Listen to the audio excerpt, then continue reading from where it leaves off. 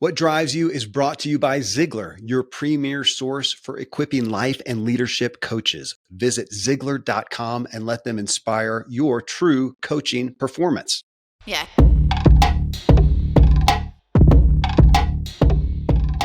Welcome, driven community, and thanks for joining the conversation. We all want to live a driven, inspired, and peaceful life, and together we're learning to drive further and enjoy the ride. This is What Drives You, and I'm your host, Kevin Miller. In this episode, we continue our discussion on misbelief and strive to get to the heart of how our beliefs primarily exist to serve and protect us. However, they are seldom, if ever, fact. And I want you to hear that. Few, if any, of your beliefs and mine are fact. They are not right, and others are wrong. And a dramatic amount of our current problems and stresses and relational issues are due to our unhealthy relationship with our so-called beliefs. So Duke University professor of psychology and behavioral economics, Dan Arielly, he claims that they are mostly, in truth, misbeliefs. That's where the term comes from. His book is called Misbelief: What Makes Rational People Believe Irrational Things. And it's our muse for this series. So my co-host here is my brother, Jared Angaza, who every once in a while I will remind people is actually my full blood brother, even though we have a different last name and we look nothing alike, but our parents assure us that it actually is so. But through a lifetime of us pursuing wisdom, I think we've seen our early beliefs of our upbringing change, evolve, get rejected maybe. And so we're going to try and get to some of the root issues of what our beliefs are actually useful for and when they are not. And ultimately, I hope we can showcase the great freedom there is in trading in that word belief for the term of faith. So as I set that up without you knowing what I was going to say, how do you feel about that? I did not, but you were speaking my language. That's why you're on the show. As you know. Yeah. Well, okay. So to be fair on that, it was our mentor, Anthony DeMello, and I was looking up just an overall thing, and he dedicated his work ultimately. So Anthony DeMello, he was a Jesuit priest. He has a book, Awareness, and a bunch of others that I really like, and Jared does too. And his work was teaching the four basic principles: consciousness, wholeness, faith rather than belief, and spirituality. And it was in the book Awareness where he actually called it out. And he said, he kind of was, he can be rather blunt. And I wish I didn't have the book with me, but he really said, oh, it's, nice of you to have that crutch of saying you believe, and then that's it. And you don't have to think about it anymore. Again, I'm paraphrasing. Mm-hmm. So, all right. So there, you got my lead in. I get to jump the gun since I open up the show. You listen to the discussion with Dan Arielly. So jump in, man. Well, this is definitely something. I mean, I was a fan of him before he even came on the show, or before that was a thing. I know you're a fan of most people I bring on the show that I never knew about, but you already did. So you should be hosting the show. I'm super excited about all the guests. I know. So this is an area of, the discussion of belief, even maybe versus faith. I don't know if we can say versus faith, but there's belief some and semantics faith get in there, and I end up looking up the definitions. But yeah. Yeah. Well, and for this discussion, let's go with kind of what is the colloquial term, or a colloquial kind of understanding of it, rather than even just the definition. Of which, belief or faith? Either one. Just like what do we? Well, go ahead. I got belief. Yeah, belief is an acceptance. This is interesting. This is just Google. This isn't, I don't know if it was web search. It's just, I like to type in and see what the first definition that comes up, because I figure that's the cultural. That's the colloquial one. Yeah, that's the one that's like, okay, that's the one that people usually think of it as, even if it's not real, but it's the one that people think of. Yeah. That's what drives our culture, is what the people think, not what's actually in the dictionary. And that definition, is an acceptance. I love that they use that word. I'm like, oh, applaud that. An acceptance that a statement is true or that something exists. And it's another one is trust or faith or confidence in someone or something. The first one's pretty accurate, though. It's an acceptance of a truth, or of a what you believe to be true, rather than it's an acceptance of something that you believe to be true. I think at that point you're saying, okay, I commit to believing this is true. Thanks, commitment. Okay. I like that, because one of the words that Dan uses is I conclude. Right. Same. I've been on my high horse for years that I wish everybody, I don't care if it's the scientist over here or the pastor over here, would just say, look, from everything that I've studied and experienced and figured out to the best that I can understand, I'm going to conclude X. and go forward in that faith. Yeah. Thank you for saying it that way instead of saying Jesus said, or you know, the protons said, or whatever. I intro this way a lot when I'm speaking to a group of people, like, you know, these small groups that I speak to or whatever, like in my community. And I say, look, so far, this is where I'm at. I just want to preface with that. Yeah. I'm not saying this is like the word of God or anything. And this isn't something that I'm necessarily even saying is truth. But so far, this is my understanding. And I've studied a lot. And most people know that if I'm offering an opinion, it's after a whole lot of study. I'm not flippant about this stuff. So I'm looking at that and saying, up to now, up to this point, this is what I am currently understanding. And at this point, I'm obviously deliberately interchanging understanding with believing. I then get into my faith. My faith is man, I started to say that's what I believe, but I know it's so hard. But at this point, no, and what Dan's getting at is more accurate, I think, for what I feel. Well, let me back up a little bit on this, because what we're looking at is we're trying to, at this point, pick apart the idea of faith a little bit for context here. One of the things that he said, it was actually the last thing that I wrote down. I have it here in my notes. And he said a high level of attainment, or like if you're doing well, you know, in your self-actualization, is to be comfortable not knowing. Now that's a faith element. I, as you know, studied, you know, the indigenous belief systems for a long time, my whole life since I was a kid. And actually, you use that word a lot, and other people do too, but it's not like a culturally known term when somebody says indigenous. There's a lot of people that are going to hear that, and they don't really know what it is. Indigenous essentially is the idea of a group of people that have a way, and again, now we get in faith and ways and things like that, but a way of being that is, well, when we talk about indigenous folks, it's people specifically referring back to stewards of our planet. People that the people that I've worked with in the Amazon that have been stewarding the forests and helping them to actually be better off than what they are without humans. That's a beautiful thing. That's how I think we can live all in symbiosis. When I look at indigenous communities, I'm always looking back at communities that have lived before us, that lived in harmony and symbiosis with each other and with the planet.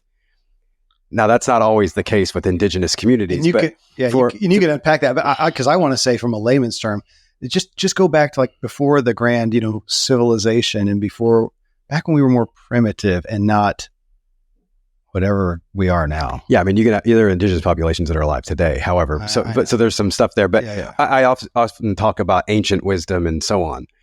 Now, before I get too far on that tangent, I'll come back to where I was.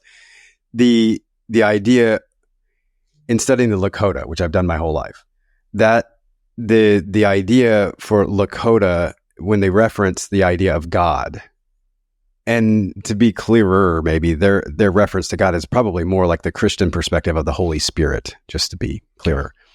But they'll say Great Spirit, Creator, whatever. You'll hear that kind of in modern discussion, because it's easier to understand that way, or easier people to relate to and grasp. They say, when they talk about God, they say Wakan Tanka, which means the great mystery, which means, I'll just go ahead and interpret rather than translate.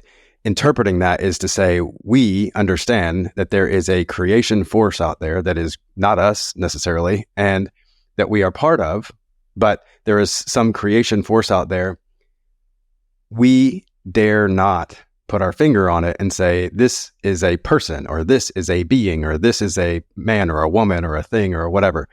They're just looking at it and saying, there is a force here that is greater than we, and we call it the great mystery because we're perfectly comfortable, if not more comfortable, saying, we don't know. We have faith that we live in a benevolent universe. We have faith that this creation is of love.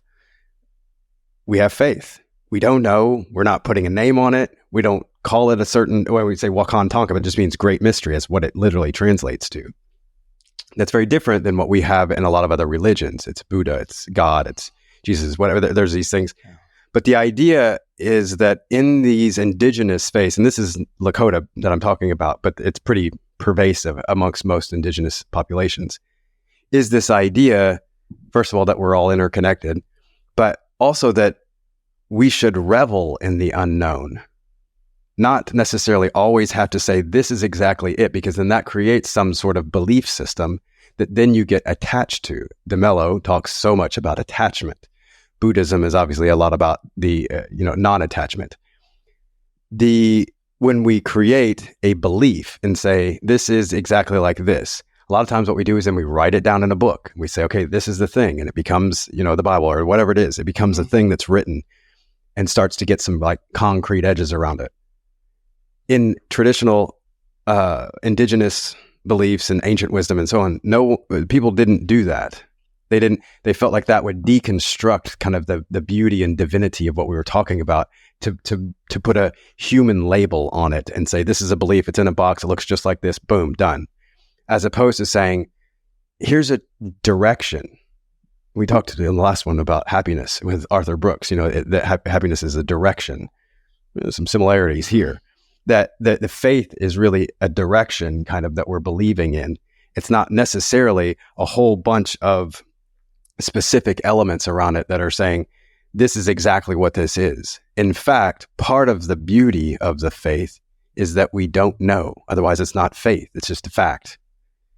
We don't necessarily say, I have a fact. We say, I have a faith in this. I appreciate you bringing it back to it, a direction, because let's go to, call it what you want to, being primarily vegetable driven as a dietary means. So we look at that and say that is something that through our personal experience and research, that has pointed to things, but we can't boil it down to a right, wrong, a box, a fact, or whatever. But say, from what I'm seeing, I'm going to choose the direction of more vegetables and less or no meat or processed foods or anything that comes from an animal, in my case. Yeah. Well, and I fudge on that. But my general direction's the same as yours. I just take some offshoots to cheese, and you incorporate more. It's not an offshoot or a bad thing. It's just you incorporate other elements that I don't. But the direction is generally the same that we have chosen to have faith in. So can we come down an intentionality and look at everybody else's meal and go, okay, that's wrong.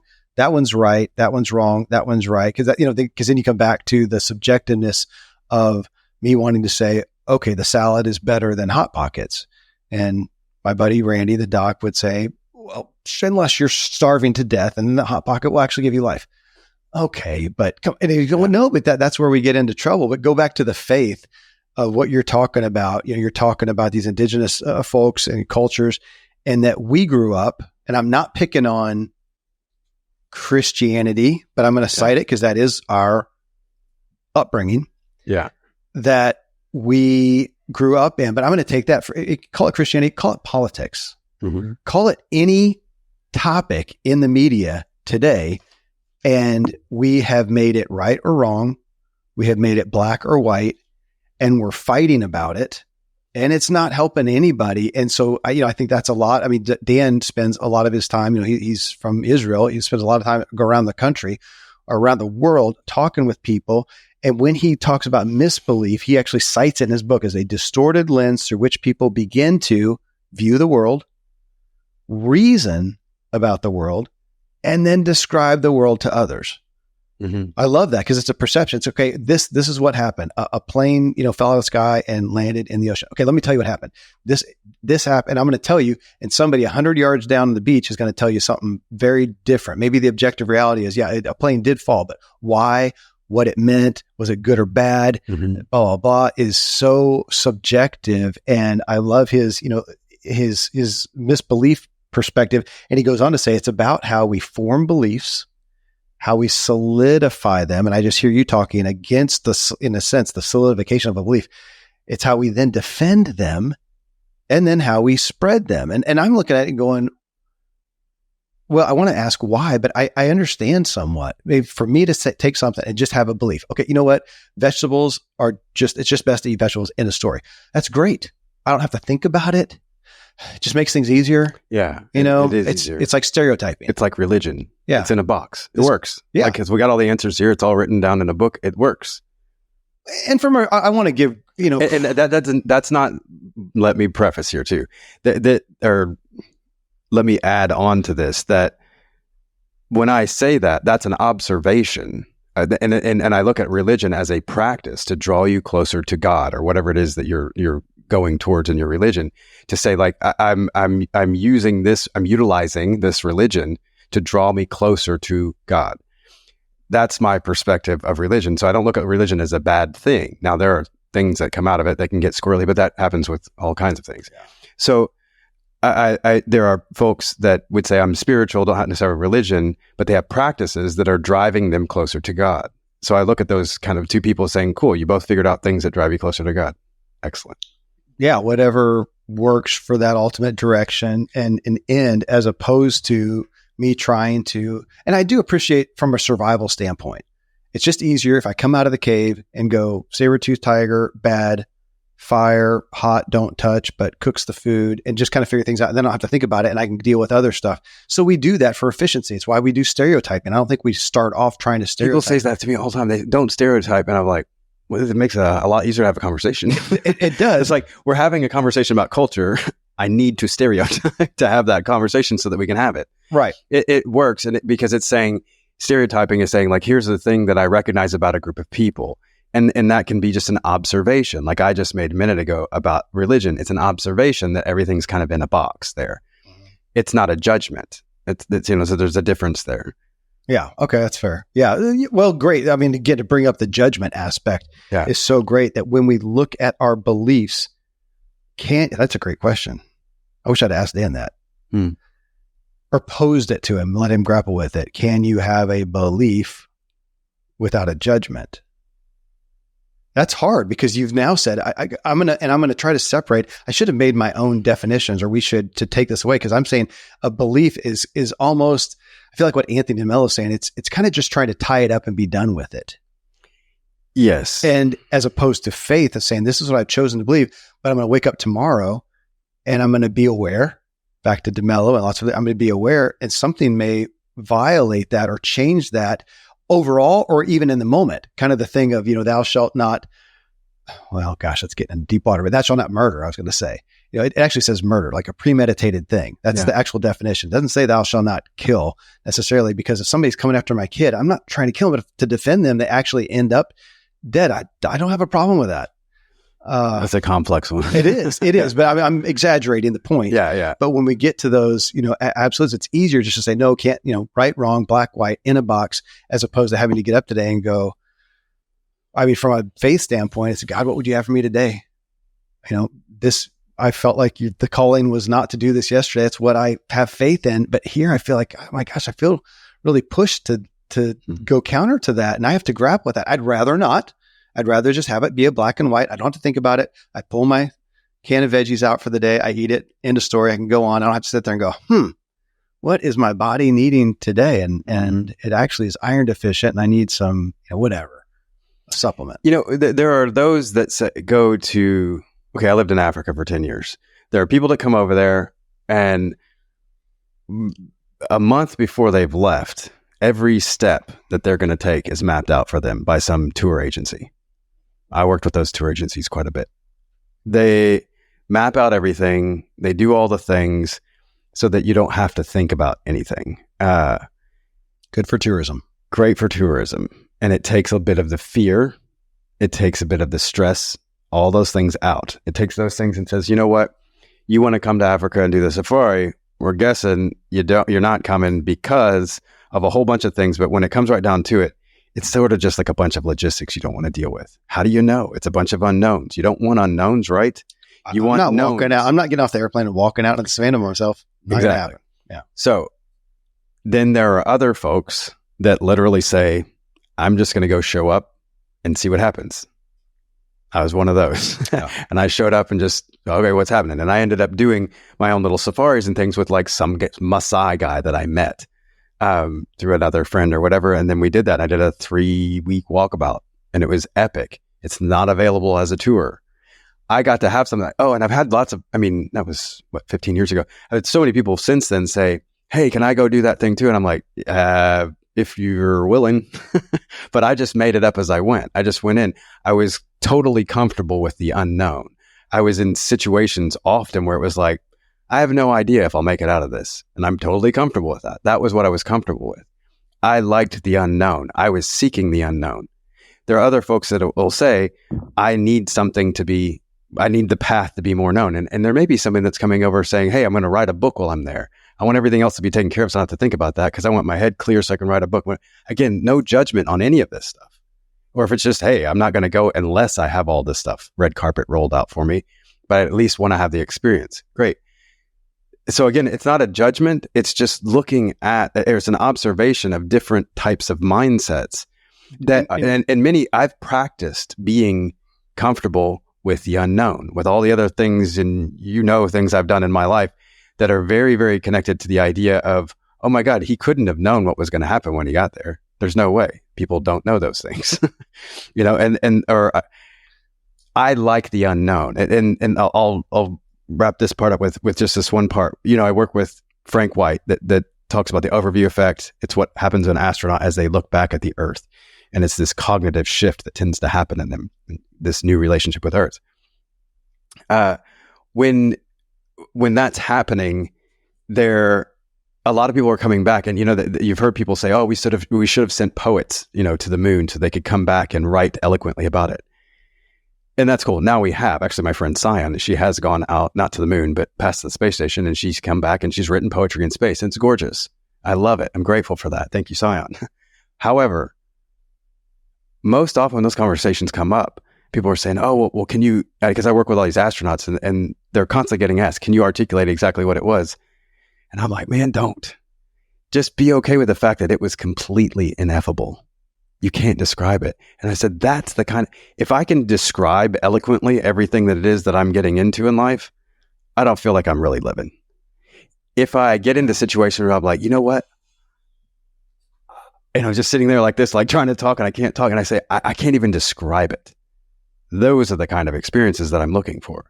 So I've through my practices over the years, created a relationship with the universe, if you will, where I'm looking for the unknown. I want to have something that's got me on the edge going, God bless, I don't know, but this feels beautiful or it seems like it's beautiful or kind or loving or whatever. It's some wild thing. It's those wild things on the edges that we don't get to because we're really mostly looking at what just feels safe and easy here. Comfort and safety are the two things we're drawn to most, and familiarity are probably the third. Those three things: comfort, safety, familiarity.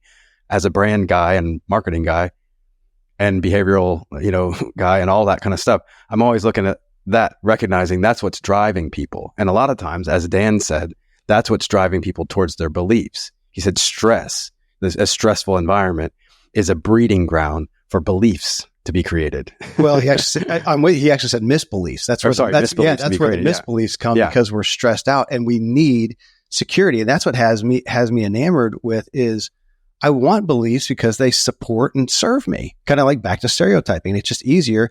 I mean, to the unknown, because I would say I'm very much like you. I want to do, but now in the morning, I don't really want to wake up. For the most part, I like to kind of know where I'm at. Sometimes, when you're doing the unknown, you don't know, but I kind of like to know that. I kind of like to know where I can walk right over and brush my teeth. I don't want to wake up every morning with someone hiding my freaking toothbrush and not knowing where to do that or know where to go to the bathroom. And some of those knowns that I have then help me be free to go after the unknown. When you're saying that, some of what I was thinking of too is because I do want to give credit to, or not credit, what should I say? Give honor to those who are more, personality style wise, they do want things more consistent. They do want, my gosh, we hire people. Right. Yeah. That are more in the known. And we need that because while we're over here in the unknown, we come back and we don't even know where to go to the bathroom. We need somebody that goes, look, here it is. We got you covered. It's great. This is your schedule. Yeah. Now go to, with that though, to say, okay, regardless of that, I accept, I keep thinking about uncertainty.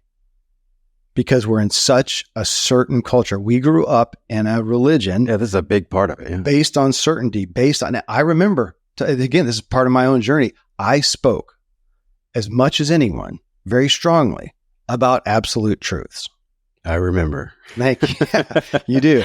And I did, I believe my heart wasn't any worse than it is today. It was out of a good heart. And for what it's worth, I've always known that. Yeah. Do you remember, it was a while back.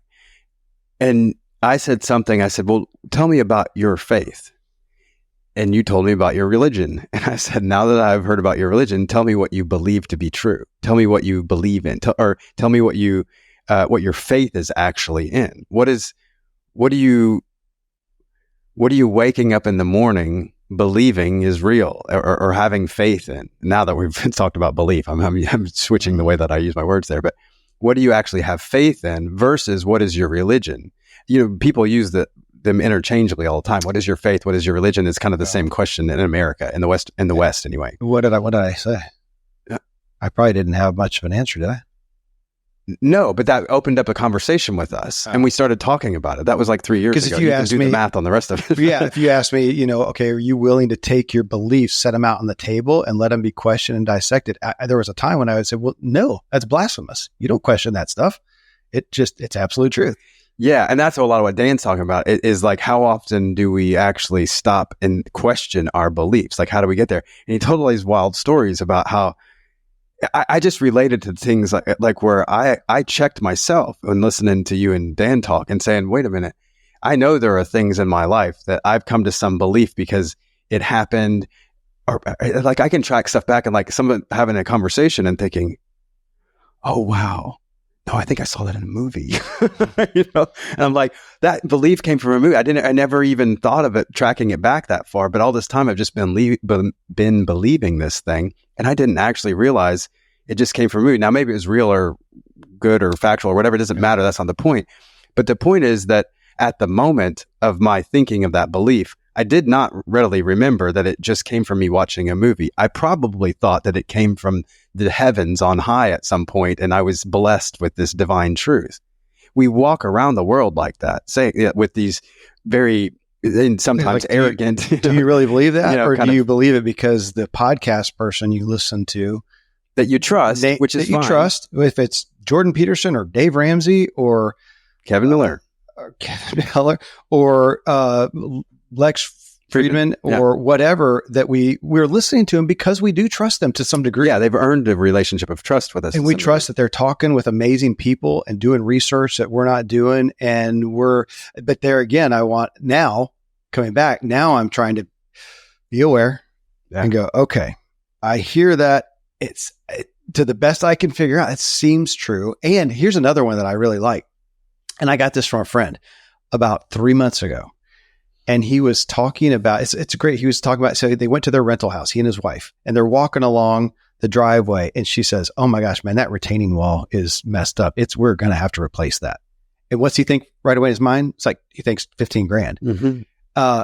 And he just right away was like, no, it's fine. And he's thinking, I can do that. Are you kidding me? This is like an afternoon work. I'm not going to do that. And they had this argument about this retaining wall and whatever. And later on, what he realized as he went back out and looked at it is she's completely right. I think when she said it, I knew she was right, but I did not want it to be true. Mm-hmm. That stuck with me since he said that. And I think, how many of my beliefs do I really want to be true? Mm-hmm. Let's take one. How can I do? Just play with me. Do one on vegetables. What if the stone tablet from God or Zeus or Buddha or whoever, you test to came down and it said, you were actually designed to eat meat and you need to, or you're going to, whatever. If you go by blood type, by the way, I'm O positive. I'm literally the guy that's not supposed to be plant-based, and I've been plant-based for 30 years. But if it was proven and an athlete scientifically that meat was better for you, the propensity is to argue against that, as opposed to go, I don't want that to be true because I don't like what's happening. And then even to go further and go, you know what? I'm going to decide to not eat it anyways because I'm not okay with the ramifications of killing somebody, even if health-wise it would be best. But again, let's get it on the table and just call a spade and go, you know what? I believe, and I really want to believe running is best because I enjoy it most. I would really rather not believe that tennis is the best exercise because I just don't care. Right. Again, how can I put my faith, my decision to the best of my knowledge? And I like the word, again, I'll come back to it, that Dan used, that we can, I don't know. I'm actually questioning whether I should conclude. I could say, to the best I can figure out to this point, I've concluded this. I didn't look that up. I actually don't like the word conclude. Maybe I should never conclude anything. Means that you've come to an end point. And that, maybe that's it. No conclusions. Yeah. So maybe what is being said there, wanting to be said, is at this point, this is what I understand. That's what I was saying before. This is where I'm at in my understanding. To be perfectly accurate, I've thought about it a lot. I've studied a lot. And this is where I'm at in my understanding thus far. It is likely to continue to evolve just like it did from yesterday to today. I expect that to continue moving forward. And why would I want to stagnate? And let's take then when you're on the other end, if I'm sitting here and I am just berating you and telling you you're wrong and that meat is good and eating vegetables is going to send you straight to hell and whatever, what you can then know is, apparently Kevin really needs that to be true. Yeah. Oh my gosh. I've actually said that before. I said that to Saoirse, my daughter, my 11-year-old daughter. I was going to say, who'd you say that to? Because nobody who's doing that wants to hear it. No. I didn't say it to her. I said it about someone else. Oh. That was just going on and on and on. And I said, Saoirse, I think that, I won't say the friend's name. I think that your friend really needed that to be true. It was me, wasn't it? It was. Your friend really needed that to be true. Yeah. And that's okay. That's a great way to frame it. I have this note in my hand that I wrote a second ago, and it really speaks to what you're asking about.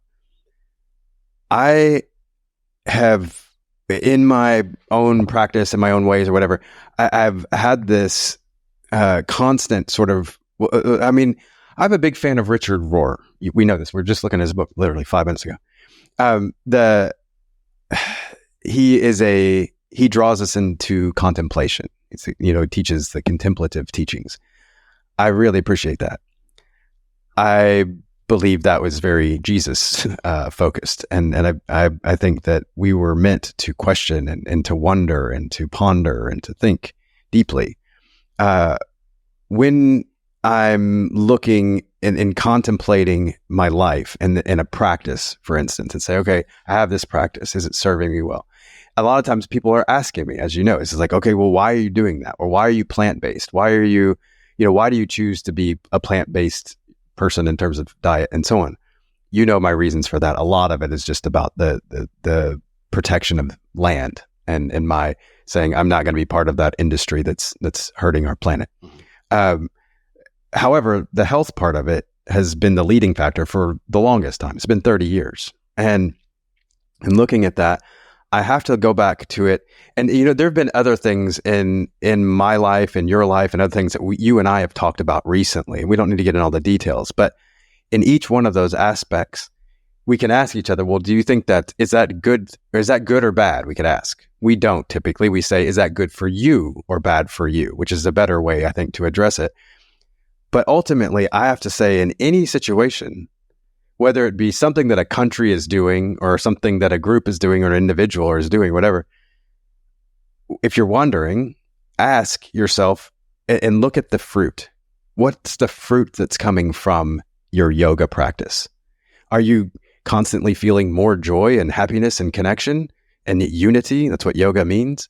Or are you stressing out about getting to your yoga class every week or every day, and you're thinking that it costs too much and you're blah, blah, blah. And at the end of the week, you actually feel more stressed because of your yoga practice than you would if you hadn't done it. I would say, stop doing yoga. It's the fruit that you're getting from it is not good. Look at the fruit of your faith is maybe kind of what I'm getting. I've never really framed it that way, but look at the fruit of your faith. Is it bringing you love? Is it helping you be love? My motto, just be love. Is it giving you what you want out of life? Look at the fruit from your diet, from your faith, from your relationships, all that. Like this relationship over here, is this bringing good fruit into your life? I know you're going to track with me on this question that I'm going to ask, but I want to stick it in there because somebody may be hearing what you're saying and having a disconnect because, do you know the movie? Oh my goodness. It's a war movie about the guy who went to war and wouldn't use a gun. Oh, I know the one you're talking about. Man, I don't know the name. Shoot, everybody out there listening is saying it. This is like Wheel of Fortune, and we're getting it wrong. Everybody who knows the guy, I even know what's his name, doggone, man, we're terrible podcasters. Anyway. Anyways, that movie where the guy goes to war and won't use a gun. So here he is, and he's holding on to I don't know, and that he may call it a belief, but a faith that is not best. And he goes in, and man, it is not producing fruit for, of course, the first 3/4 of the movie. Yeah. And so I want you to play with that, because somebody's going to hear that and go, oh, so if I'm doing anything that rubs people wrong and is giving me crap, I shouldn't stick with it because it's not providing fruit. Now, you did use the word, if it's providing the fruit of love and joy and peace inside of you. So if you have something in you that you know to be true and you're confident in it with you and it's rubbing other people wrong, I think I hear you would say, just go with it and don't worry about them. That's complex, but I mean, to some degree, like say I have a certain belief system and a certain way of being or whatever, and somebody over here to my left has a problem with that, and it's really rubbing them the wrong way. Yeah, that's their experience, not mine. I'm over here being love and feeling like love and doing things that look to be bearing great fruit in my life, relationships and health and all those kind of things like that. It's fruit in my life. This person doesn't agree. That's okay. And I can be friends with that person, or at least be kind to that person and say, okay, that's great. That's your experience of me. That's okay. I could talk about my experience of them maybe or something, but that's not the point.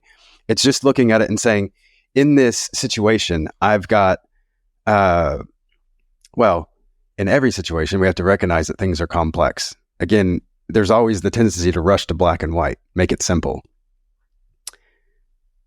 We have to be listening. We have to be aware. Otherwise, none of the stuff we're talking about is going to work. It calls us to awareness. When you're in the mystery, when you're in the unknown, you can't just blindly go in with your earmuffs on, your earplugs and blinders and whatever. You have to be paying attention so that you can use discernment and make good decisions that are bearing good fruit. Okay. Otherwise, we get the plan that just says, look, just go do this. You can go in with your earmuffs and your blindfolds on. It doesn't matter. We already gave you the plan. You can do what you want, blah, blah, blah. Great. Again, that works. That's fine. But look at the fruit. It's like, is that actually bringing you what you want, what you really want? And that's connected to what drives you, which is what we talk about. And we also recognize on this show that not everybody's real clear on actually what's driving them. They feel driven in a certain way, or they're doing things and they're showing up consistently in a certain way, but they're not necessarily sure what's driving them. And often when we start asking questions, they go, oh, wait a minute. Maybe this thing that was driving me is not what I want to be driving me, or I don't know what's driving me. How do I get deeper into that? So, and so you going back to me in the past, why? So Kevin, you believe that? Why? Well, because the Bible said so, or because the passion, or because I needed to be true. It's interesting because you used, as you were talking a little bit ago, you used the word, and I didn't stop you, and you said the word believe. I believe it. I keep saying it. I'm noticing it as I'm saying. I'm like, oh my gosh, so stop now. So the last chapter in my book, for those of you who haven't read it, it's chapter 10. I think it's like a bonus chapter, and it says, here's an exercise to understand your drive. Take away using the words, and since I swear it's irritating, but since I wrote that, I found other people that already wrote that before, this concept. Oh yeah. Doggone it happens. Yeah. So some of Dad's favorite quotes are like from my gurus and stuff that weren't actually his quotes. Well, I said, take away the word need. I need to, I gotta, and just replace it with I want to, or I get to. That's what I was telling Mom. Remember we said I know. I want to, or I get to, or even I'm just going to, you know, hey, I'm going to run. That's fair. It's nicer than saying, hey, I really want to run away from you right now, but I'm going to run and I'm going to pick up a kid. Not, I got to run. I need to pick up a kid, whatever like that. To change that, it makes you think about it. So you have me thinking about that in the word belief. You want to be, because you were just talking about be aware, listen. Don't use the word belief or I believe. Write it on your hand for a day and go forward. Of course, if it's a day you don't talk with anybody, it doesn't count. But especially in a social group or something like that, where it's going to come up, and don't use the word belief. Or heck, talk about something that you care about. Diet, maybe like that, vegetarian or whatever, or your faith or politics. Take something like that and have a discussion with somebody. Call up your best friend that you debate about someone and do it as a practice, and tell them if you want to. Say, okay, guys, let's talk about this. Can't anyway. If you use the word believe, you put $1 in the pot. Wouldn't that be awesome? It's great. And you know me, you're going to tell me something like this. I'm going to think about it every day now. I know. And I'm a writer by trade. I'm often writing for you often, but even just saying in the beginning, of a sentence, often we will start with, I believe that, or, our company believes that, those kind of things. I always nix that. And I just start at the beginning of the sentence, cutting out the I believe part. I have to rewrite constantly and go, okay, I believe it. And I have faith in, or I'll say I feel, or my perception is, and it gets me bumbling, which I don't want to do. Can I just freaking talk? Just say it now. So back to efficiency, that how many of my beliefs are just to be efficient. They no judgment, but admittedly, it's to be efficient. It supports me. It serves me. So if I look at the propensity to believe as a tool, because I even wrote my notes in this, that I have my beliefs as a tool, like trying to be honest, but I find myself here saying, I think to the best that I can figure out thus far, I almost don't want to use the word belief. It just has enough baggage. If I say these... At this point, it's growing hard for me to find the purpose for it. Like, where would I have to use it? Well, I was playing with the absolute truth thing and kind of like, and I know we can get into semantics that we figured out how to fly and we figured out whatever, but for the most part, if you jump off a 10-story building, I literally believe you're going to die. I mean, though there are people that haven't not died. And that's what we do. But even with science, like, and I'm in the scientific field a lot with my work, and the things that evolve on the daily that most folks just aren't even aware of. And it's like, oh, actually that thing changed in science. Like, we have to change the science books in the schools now. We don't usually, but that's the things in science change constantly, especially right now, definitely at a more rapid rate than ever before, because we have more technology. So on the daily, we're getting stuff that's like, this belief that was taught to you and I in school growing up in science class is no longer a fact, if you will. It's changed. It's evolved. Our understanding has evolved. Yeah, I'm with you. It would be interesting to talk with somebody, stalwart scientist. I'm trying to think about a past guest, and talk about, are there some things that they would say from research, from whatever, are literally proven absolutes? So maybe there are. Okay, but let's. Yeah, I mean, there are some things like gravity. It's pretty absolute, at least here on Earth, but not in other places. To our point, though, I'm finding it harder, and I feel bad when I say I believe, because what I feel like I'm now saying is I've decided to put that one to bed. There's no discussing it. Yeah. I'm certain. I just don't know what I can. Well, even with gravity, though, we're learning more about gravity. We're now learning that gravity and time are very, very, very connected in ways that we did not understand before. Do you own a gun, Jared? I do not. You ever own a gun? Actually, you might have. Don't answer that question. Don't answer that question. No, I did my life. Okay. I don't either. Yeah. You belief. I mean, do you believe it's right, wrong, whatever? I mean, that's where we get into that stuff. To own a gun? Yeah. Now we're getting into some territory. But that's where everybody feels like. Let me just say that at the end of the day, a gun is for two things, in my opinion: either to threaten to kill someone or something, or to kill it. That's it. You don't use it to put a nail in a wall. You just did justice to Dan Arielly's topic. He would say, okay, then admit it's your opinion. Yeah, it is my opinion. I'm just saying that's the way I view it. It's like, I view it as these two things. Now, I have friends that would come in here and say, oh my gosh, here's 18 things you didn't think of that the gun can be used for that are important. Well, I don't know. I looked at a picture yesterday, an old friend who sang Carrie. Yeah. I guess we could say his name. Oh, Jason Beto. Yeah. That friend. Yeah. He's a policeman. I don't think you came up and gave him, he was in his police outfit. You probably didn't come up and say, hey, love you, but you're going to die in hell because you are carrying a gun. He was in the church with me when he had that gun. Well, okay. Yeah. But to get to those things, to think about, things that we say, no, that is wrong. Now, okay, here's gosh, this is, getting dicey, not dicey, but just sensitive, where we would say is an absolute truth. How about rape? I'd say absolute. That's no. When is that ever okay? Never. I'll put that we should make a belief list. I'm good with putting that one to bed. When is that one ever? As opposed to killing someone, I don't know if I'm going to put that under the absolute thing. I mean, we're in some pretty heady territory at this point. But everybody feels like their issue is heavy. Right. We know vegetarians who feel like this is top of or people cutting down trees or, whatever things that they're going to say, no, it's absolutely okay. We're making the point. We don't have to get into the issue, but that is where I feel like we have gone to these polarized, exaggerated things and made everything. And now whether you wear a green or a blue shirt is volatile, politics, no matter what, even if I know you are a beautiful, amazing human being.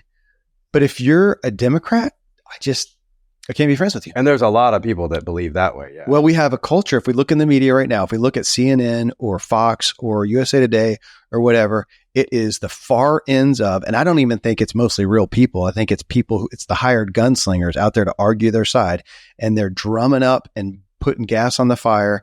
And that's the world we live in. Social media, you go to Facebook and whatever, and it's unbelievable. It is so easy. If I wanted 1,000 comments right now, I might just go say something volatile on one of those topics, and people's panties are in a wad, and it's unreal. So that is, I want to give, not honor. I don't want to give honor to it, but just give testimony.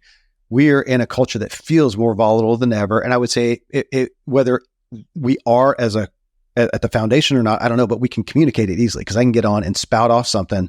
Well, I can't on a mic here, but on Facebook, social media, you can spout off anything and people are going nuts. And so we come back to belief. And I wonder if one of the best things we can do is take away that word belief and question it. Like you said, be aware of, why am I saying I believe that? Have I put it to bed? I am absolutely certain. And even there, I would say, even if you have, I'm just going to go ahead and for the sake of it, say, I have decided to be certain on that issue. It is a decision. I think that's important.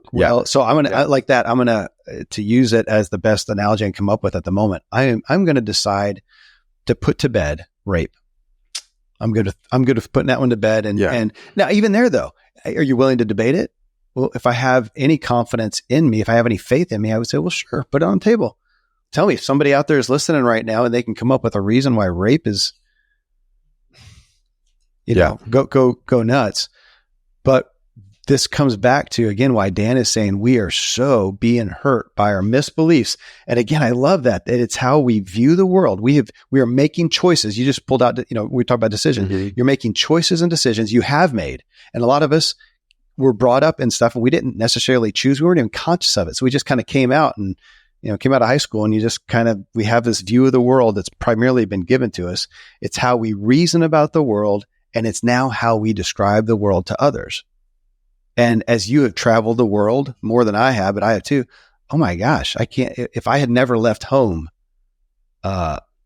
I would have a lot more beliefs. Think about how many of your beliefs were rocked when you got to all the places that you were at. I mean, I think about like when I got to Kenya or Rwanda, probably, I guess first, and thinking like, oh my Lord, like all these things I thought were just solid.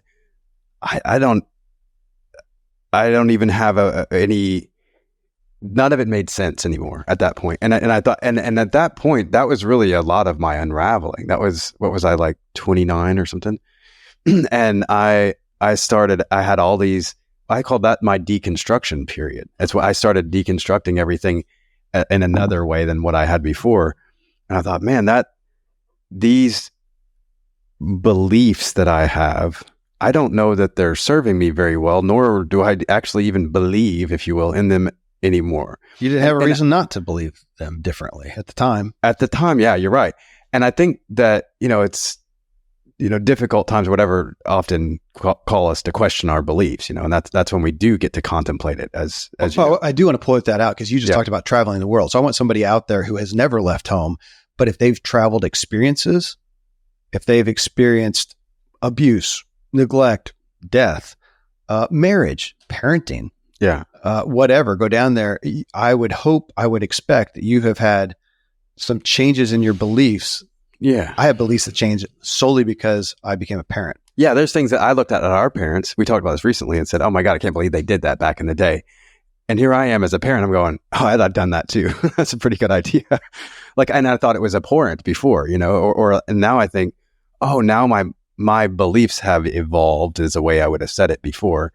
And just saying like, oh my, and again, and now that the more we talk about it, I'm starting to think that for me anyway, a way of addressing the belief thing is for me to just simply interchange it with my understanding at the time, rather than my belief now, or it's like my understanding now is this. There's something that is coming. I just wrote this down a second ago, that our beliefs, and this is something I definitely experienced. And I was in East Africa. our beliefs are often what lead. Man, I'd have a hard time if not just saying always believe or lead us, or division that we have amongst people is almost always fueled by beliefs. So I don't want to say belief leads to division. That's what I was about to say. I was correcting myself. When we have division amongst people, I don't know that it's possible to have a division without a difference in beliefs that caused it and perpetuates it typically. I agree. Faith doesn't typically do that, but beliefs do. Okay, you just kind of took that. I was going to say, you because you were saying beliefs cause division amongst people. I'm concerned, and I feel like, I don't know if Dan said it that way, but he would say that maybe beliefs in and of themselves cause division, even in our own souls. Even when I put it to bed, and this brings up, gosh, this is interesting. I just saw a note from our father, who passed away 3 days ago now. Yeah. And it was about a show that he wanted me to, well, I'll be honest. He wrote Jordan Harbinger. He listened to Jordan Harbinger, who I'm glad to say is a friend of mine, who had on the show Andy Norman. And Dad told me about it. And I went and listened to Andy Norman, and I wanted more. So I had him on the show, and he wrote the book Mental Immunity. And he, again, took beliefs to task. It wasn't the sole focus, but it was about half the focus. That's where I went down, and just talked about how when we have a belief that we put to bed, it's generally because it's attached to our self-image. Again, it's not about right, wrong, fact. It is about, we've attached it to our self-image. Again, back to that thing of, gosh, I want it to be true so I can be efficient, or because it protects me, or because and honestly, especially as I look back at my life, it just made life easier, and it protected what I wanted to be. Yeah. A lot of people, we have an agenda that relies on a particular belief or truth or fact or whatever.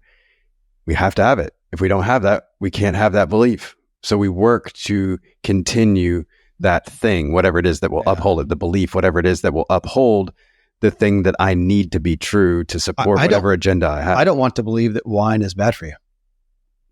I really don't. And I'm afraid that all the studies out there to this point are kind of pointing to it's pretty much not helping you out. It's a toxin. It is what it is. I mean, that's where I got to with it. I know. Well, but even the people I revere and stuff, at this point, everybody's saying that. And I really don't want to believe that. I still want to go, come on, Jesus, man, you did turn it into wine. It's got to be something good, man. And maybe he would say, yeah, sure, it's great. On the mosquitoes on the weekend.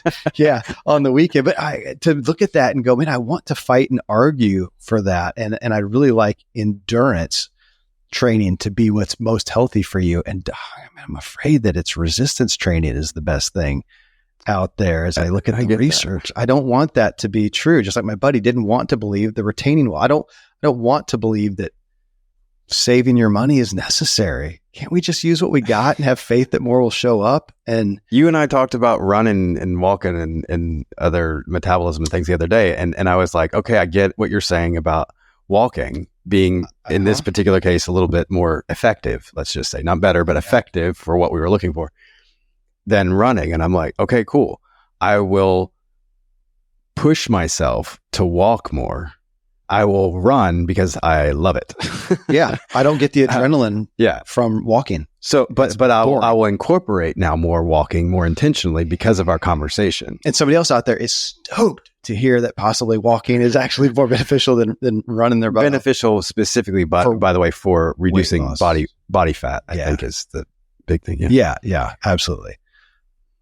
Man, I mean, it's a huge topic. I mean, Dan's book again is called Misbelief, and I like that term. That I'm tempted to think that maybe most of my beliefs it's misbelief, and I'm going to continue to think about it because I'm so tempted to say I'm just not going to use the word belief. I'm going to strive not to. Just like you were talking earlier about not using the word have to. Oh, I have to do this. I have to do that. It's an intentionality just to say. And anytime I do that, I am opening up a victim mentality, a martyr mentality. I mean, it just by proxy is. And I'm going to force myself to reckon with it, to consider it. If I say, I want to, I'm going to, what were you saying? I'd use another term. I want to, I'm going to, I get to. Yeah, I get to. Yeah, I get to, whatever. I get to go pick my kids up. Would you rather say, hey, I don't have to pick my kids up today because they were stolen a couple days ago. So, they're out of the picture and I don't get to, or I don't have to. No, if you turn it around, you get to go pick up your kids. Yeah, it is true. And if you don't, you got something else to figure out. And that is something I say when I go pick up the kids from school. I say, I get to go pick up my kids when I'm just talking to someone, just as fluidly as I would say, I have to go pick up my kids. I'm intentionally saying that because I am excited to go get them. It's so funny that if you look at physiologically, if I say, oh, hey, man, I gotta go pick up my kids. You can hear the downward thing. My eyes probably drop a little bit. I can't really even do it if I say, hey, I want to go. I can't even mimic the tone. I want to go pick up my kids. It's like trying to say yes and shake your head at the same time, or what is that? Rub your stomach and turn your head the other, whatever. Yeah. You can't hardly do it. I mean, it changes that. So if we take away the certainty, the putting to bed of I believe, and say, I have faith. Used another word a second ago. I have faith to my best understanding, as much as I can figure out. Is that what you're just saying? This is the best of my understanding at this point. This is what I understand. My opinion. Yeah. Even that to say, to get into an opinion based on what I understand right now. Yeah. To get into a debate and everything's heated, and stop yourself from going right, wrong, in a box, believe, and go. Or even just, I like when you pulled it out, I said it, but you to say, I am choosing X. Yeah. I'm going to make a decision right now. We're going to walk out of the room. We're going to open the door, and I'm going to choose to step on the floor because I believe it will support me. Right. And somebody's going to look at it and go, dude, it's granite or whatever that is. Of course it is. Okay. But somebody has stepped on something like that before and it gave way. Right. I'm going to have, and if I can, I know I'm exaggerating it, but if we can go forward, that's what Dan's saying. And oh my gosh, what kind of a better relationship can we have if we consider it and admit that what we are choosing to have faith in is that it's not put to bed. It's not above. I don't even want to use the word debate, but just discussion. Well, we talk about, you say, okay, Johnny over here, his beliefs changed recently.